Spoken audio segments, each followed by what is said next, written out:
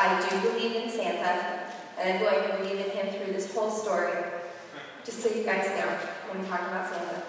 So, yeah, so I should start by also telling you that I have a bit of a snooping problem when it comes to gifts and Christmas.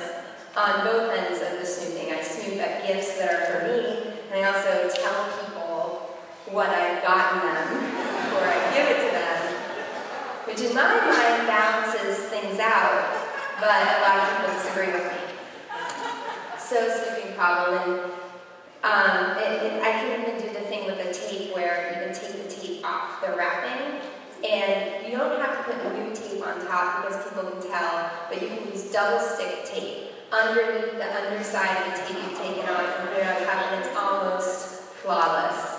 And that's a technique I've perfected over many years, and that my mother has battled against for many years. So that snooping technique started pretty early, because this story is about when I was in 2nd grade. So how old are you in 2nd grade? Like 7 or 8? Okay, so 7 or 8. And my snooping problem combined with this habit I would have as a little kid to wander the house at night, spying on the neighbors or spying on my parents, or going and trying to watch TV very quietly as a little kid throughout the house, made things pretty difficult for Santa, particularly on Christmas morning.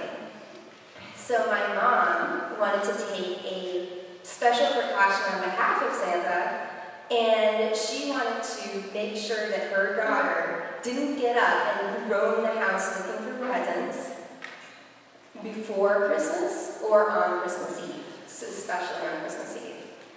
So she let me know that Santa would be dropping in the weeks leading up to Christmas, just to see if we were naughty and nice. He'd be dropping in at night.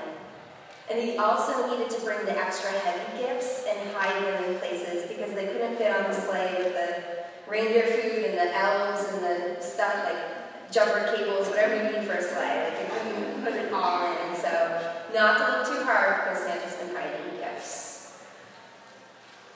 I took this really seriously, her precaution, because she added to this that if Santa caught me awake at night in our house, he would bring all the gifts back, not just my gifts, but also the gifts for my baby brother and all the kids in the neighborhood. So every night between Thanksgiving and Christmas Eve, I would get into bed at 7 o'clock and close my eyes so tight and sleep like this, like how it looks like you're sleeping in books, just in case.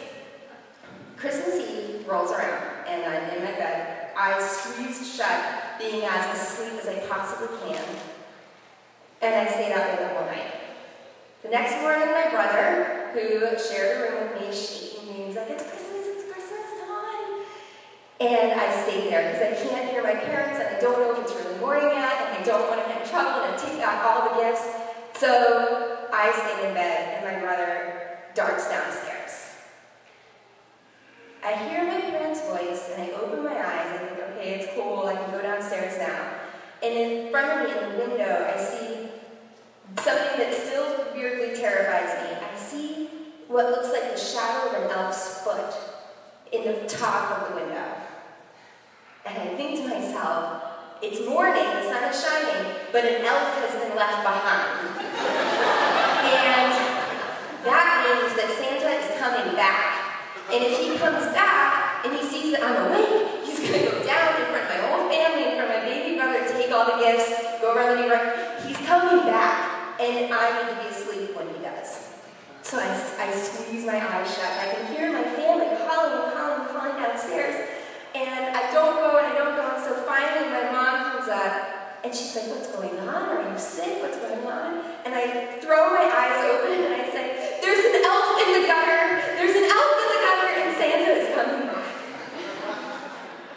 She opens her curtain, and I see that this Christmas decoration has sort of fallen in the night when the snow waited on it. And it did kind of make a shadow that, with an active imagination, could look like an elf's foot. When she took me downstairs, I noticed that my parents looked a little amused, like you guys do right now. Also made me a little concerned that their dog doesn't look